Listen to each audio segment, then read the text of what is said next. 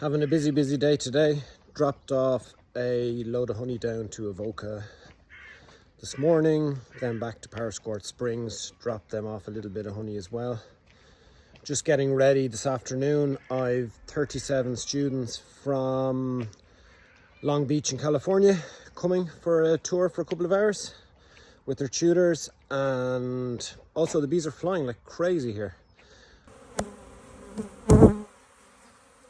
I had here in the wax shed for processing the beeswax. There's just some sticky beeswax there and it's full. It's quieting down a bit now, but a few minutes ago it was full of bees. You can just hear the noise in here. If I come in, it's just all the old beeswax that I render and melt down. But you see the bees there, full of them.